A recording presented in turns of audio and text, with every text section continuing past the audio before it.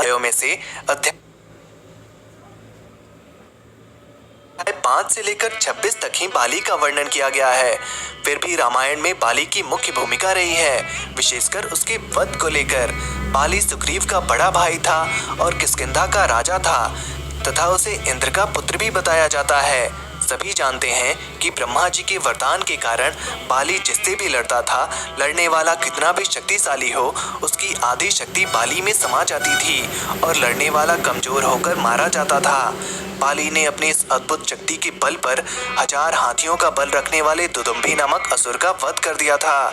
दुदुम्भी के बाद बाली ने उसके भाई मायावी का भी एक गुफा में वध कर दिया था। इसी घटना के बाद बाली और सुग्रीव के बीच शत्रुता पैदा हो गई थी।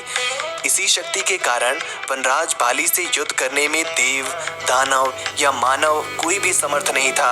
परंतु दोस्तों, इस वीडियो में हम आपको वनराज बाली से जुड़ी एक बहुत ही रोचक प्रसंग बताने जा रहे हैं, जब वनराज बाली और महाबली हनुमान के बीच भीषण युद्ध छिड़ गया था। क्या महाबली हनुमान ने बाली को पराजित कर दिया या फिर बाली ने हनुमान जी को पराजित किया? ये काल चक्र है। इस काल चक्र में मैं आप सबका अभिनंदन करता हूँ। दोस्तों, YouTube के बेल आइकन को बजाना ना भूलें हमारे लेटेस्ट अपडेट के लिए। बात तब की है जब वनराज बाली और असुरराज रावण में युद्ध छिड़ गया था। बताया जाता है कि बाली ने अपने वरदान के बल से रावण को अपनी कांख में 6 माह तक दबाए रखा था। अंत में रावण ने उससे हार मानकर उसे अपना मित्र बना लिया था। इसी युद्ध के बाद बाली का घमंड आसमान छूने लगा था। अपनी ताकत के नशे में चूर बाली यहाँ वहाँ लोगों को चुनौती देता रहता था। एक दिन ऐसे ही वन में चिल्ला रहा था, कौन है यहाँ जो मुझे हरा सकता है? किसी ने माँ का दूध पिया है तो मुझसे मुकाबला करे। हनुमान जी उसी वन में तपस्या कर रहे थे और अपने आराध्य भगवान राम का जप कर रहे थे। बाली के चिल्लाने से उनकी तपस्या में खलल पड़ा। उन्होंने बाली से कहा, वानर राज, आप अति बलशाली हैं, आपको कोई नहीं हरा सकता, लेकिन आप इस तरह चिल्ला क्यों रहे हैं? इस पर बाली भड़क गया। उसने हनुमान जी यहाँ तक कि भगवान राम तक को चुनौती दे दी। बाली ने कहा, हनुमान, तुम तो क्या, तुम्हारे राम भी मुझे नहीं हरा सकते। है दम तो बुलाओ अपने राम को। राम का मजाक उड़ता देख हनुमान जी को गुस्सा आ गया और उन्होंने बाली की चुनौती स्वीकार कर ली। तय हुआ कि अगले दिन सूर्योदय होते ही दोनों के बीच दंगल होगा। अगले दिन हनुमान जी तैयार होकर दंगल के लिए निकले ही थे कि ब्रह्मा जी प्रकट हुए। उन्होंने हनुमान जी को समझाने की कोशिश की कि वे बाली की चुनौती स्वीकार न करें। इस पर हनुमान जी ने कहा, प्रभु, बाली जब मुझे ललकार रहा था तब तक तो ठीक था, लेकिन उसने भगवान राम को भी चुनौती दे दी है, इसलिए मैं उसे सबक सिखा कर रहूँगा। ब्रह्मा जी ने फिर समझाने की कोशिश की।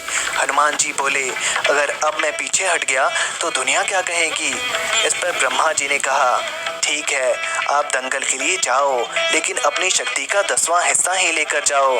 शेष अपने आराध्य के चरणों में अर्पित कर दो। दंगल से लौटकर यह शक्ति आप हासिल कर लेना। हनुमान जी मान गए और अपनी कुल शक्ति का 10वां हिस्सा लेकर दंगल के लिए चल पड़े। दंगल के मैदान में कदम रखते ही वरदान के मुताबिक हनुमान जी की शक्ति का आधा हिस्सा बाली के शरीर में चला गया। इससे बाली के शरीर में जबरदस्त हलचल शुरू हो गई। उसे लगा कि ताकत का जैसे कोई समंदर शरीर में हिलोरे ले रहा हो। चंद पलों में बाली को लगा मानो उसके शरीर की नसें फट जाएंगी, रक्त बाहर निकलने लगेगा। तभी ब्रह्मा जी प्रकट हुए और उन्होंने बाली से कहा कि तुम खुद को दुनिया में सबसे ताकतवर समझते हो, लेकिन तुम्हारा शरीर हनुमान जी की शक्ति का छोटा हिस्सा भी नहीं संभाल पा रहा है। खुद को जिंदा रखना चाहते हो तो हनुमान जी से कोसों दूर भाग जाओ।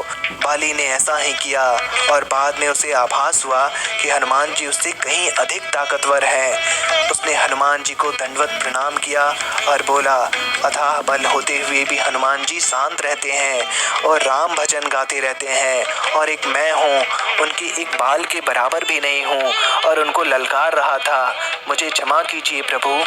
हनुमान जी ने बाली को क्षमा कर दिया। दोस्तों, यह प्रसंग कई सबक देता है।